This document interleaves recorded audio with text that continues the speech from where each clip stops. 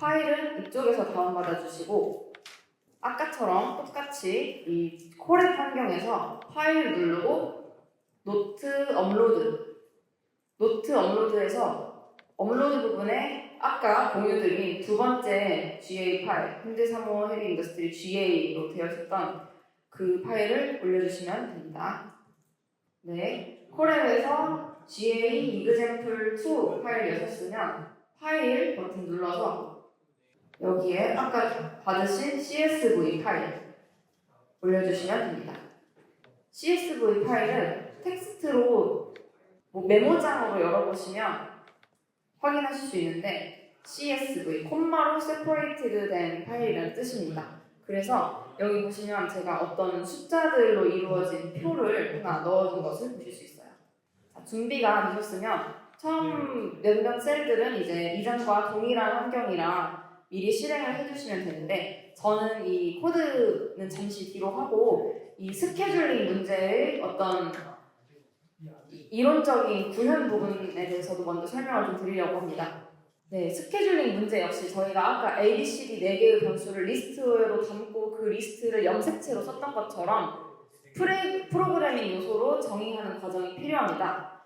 저희 스케줄링 문제는 오전에도 보셨겠지만 어떤 시간과 공간과 자원의 제약 조건이 있을 때 그런 것들을 줄이면 줄일수록 좋다라고 하는 최적화 문제가 있을 때 그래서 그 잡을 어떤 순서로 어떤 머신에서 어떻게 해야 하는지를 결정하는 문제라고 말씀드렸습니다.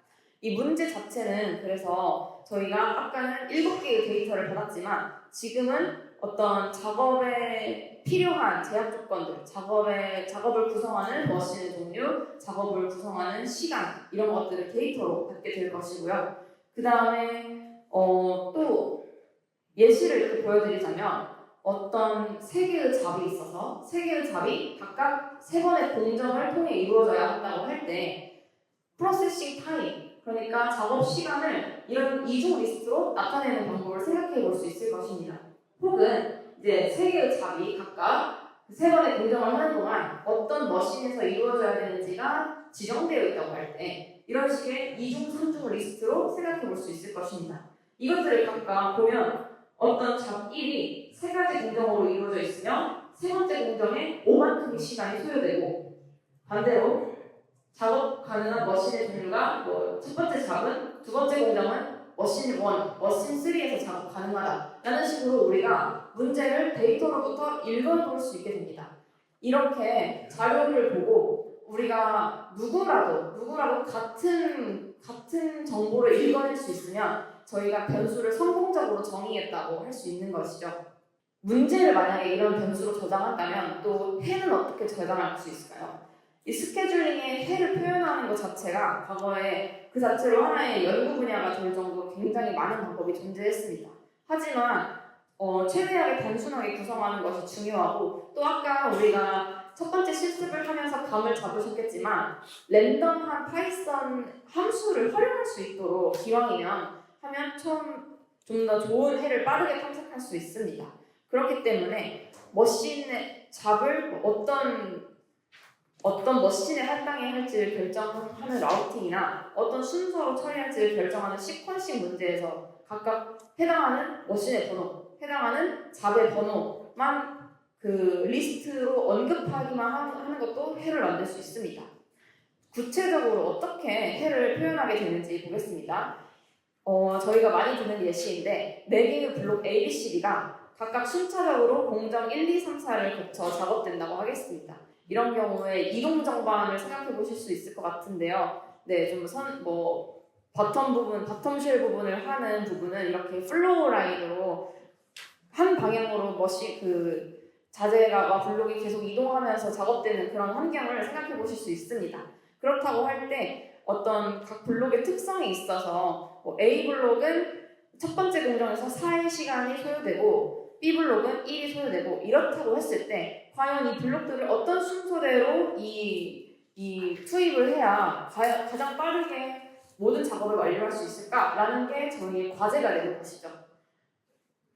누구라도 이 스케줄을 보고 이렇게 됐구나라고 알아차릴 수 있게 하려면 어떤 방식으로 표현하는 게 가장 좋을까요? 첫 번째 방법은 예전에 많은 연구자들이 활용했던 방법은 작업마다 각 공정을 시작한 시점과 종료한 시점을 기록하는 방식입니다. 이거는 이제 그때는 타뷸러 방식의 알고리즘이 굉장히 유행했기 때문에 이런 것도 있는데, 그래서 방법 1이라고 쓰는 부분을 보면 지금 세 번째 열에서 이제 0, 4, 7, 11이 되고 있는 건데, 이제 세 번째 블록이 0번째 순서로, 즉 블록 C 4, 3, 4, 1이 가장 빠르게 작업된다는 걸 의미하는 걸로 저희가 생각할 수 있습니다. 이렇게 해서 제가 지금 잠시 머뭇거리는 것처럼, 근데 방법 1처럼 표현하면 이 위에 같은 차트를 읽어내는 것이 상당히 어렵습니다.